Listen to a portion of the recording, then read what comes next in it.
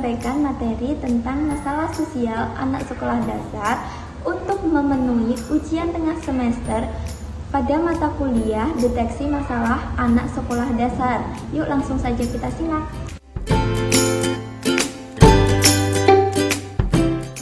Apa sih itu masalah sosial? Nah, masalah sosial merupakan suatu ketidaksesuaian antara unsur kebudayaan atau masyarakat yang membahayakan kehidupan kelompok sosial. Adapun yang sering kita jumpai di lingkungan sekolah dasar itu ada peserta didik yang membuli temannya. Jadi di sini saya akan menyampaikan tentang materi masalah sosial terhadap bullying pada anak sekolah dasar. Bullying merupakan perilaku agresif yang tidak diinginkan di antara anak-anak, khususnya anak usia sekolah dasar, yang melibatkan ketidakseimbangan kekuatan antara perilaku dan korban. Adapun ada faktor penyebab dari bullying. Faktor penyebabnya itu bisa dilihat dari lingkungan sekolah. Seperti kita sering menjumpai peserta didik membuli temannya, kakak kelas membuli adik kelasnya tidak boleh jajan di sini. Kalau kita sering menjumpai peserta didik mengejek temannya dengan masalah fisik. Nah, masalah fisik itu merupakan jenis bullying yang kasat mata.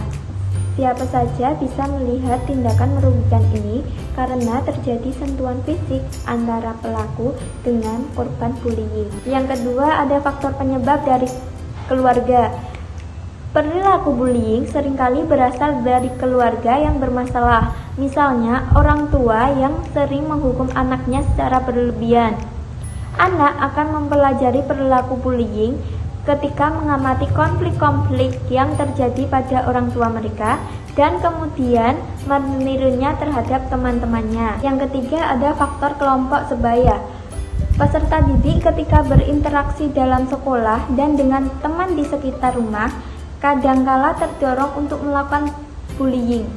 Beberapa anak melakukan bullying dalam usaha untuk membuktikan bahwa mereka bisa masuk dalam kelompok tertentu, meskipun mereka sendiri merasa tidak nyaman dengan perilaku tersebut.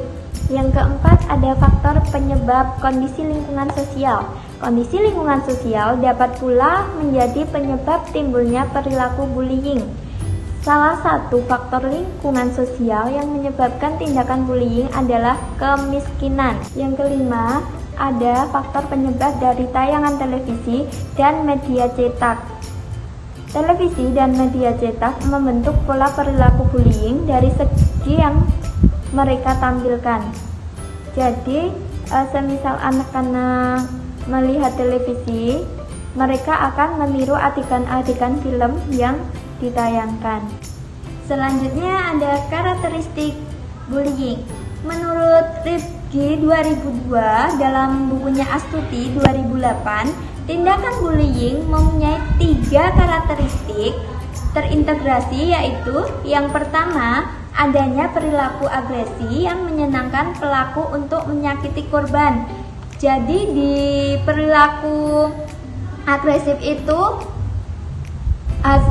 bullying itu merupakan hasrat untuk menyakiti. Jadi perilaku tersebut dengan senangnya membuli orang lain, kayak gitu. Yang kedua, ada tindakan dilakukan secara tidak seimbang sehingga korban merasa tertekan. Bullying di sini juga melibatkan kekuatan dan kekuasaan yang tidak seimbang sehingga korbannya berada dalam keadaan tidak mampu untuk mempertahankan diri secara efektif. Jadi korban sama pelaku itu tidak seimbang untuk melawan tindakan negatif yang diterima korban, seperti itu. Yang ketiga, ada perilaku yang dilakukan secara terus-menerus dan berulang-ulang. Jadi perilaku bullying itu selalu dilakukan secara terus-menerus dan berulang-ulang. Selanjutnya ada sikap bullying. Sikap bullying itu sendiri ada sikap dari orang tua, sikap guru, dan sikap teman. Yang pertama dari sikap orang tua. Sikap orang tua meyakinkan anak bahwa kita menyayangi dan mencintai mereka. Jadi orang tua itu harus menyayangi dan mencintai anaknya. Yang kedua, melatih anak untuk berani mengatakan tidak terhadap hal yang tidak mereka sukai. Yang ketiga, melawan atau membela diri dengan sungguh-sungguh sehingga pelaku menghindarinya. Yang kedua, ada sikap guru. Yang pertama, tanggapi kejadian itu dengan serius. Yang kedua, hargai dengan berterima kasihlah pada peserta didik tersebut karena telah melapor kepada guru. Yang ketiga, yakinkan dia bahwa itu bukan salahnya. Yang keempat, tunjukkan empati. Terus, yang terakhir, sikap terhadap teman. Tetap tenang dan jangan mudah terprovokasi. Yang kedua, tanyakan tentang kondisi mereka yang terbuli. Yang ketiga, beri tawaran untuk membantu mereka. Yang keempat, jadilah teman untuk mereka. Harapan untuk kita semua, kasus bullying bisa diminimalisir dengan cara menanamkan hal-hal yang baik kepada anak didik. Bukan hanya tugas guru, namun orang tua harus bisa juga merangkul anak-anak agar hal yang tidak diinginkan terjadi. Jadi itulah materi yang saya sampaikan mengenai masalah sosial terhadap bullying anak sekolah dasar. Terima kasih sudah menonton. Wassalamualaikum warahmatullahi wabarakatuh.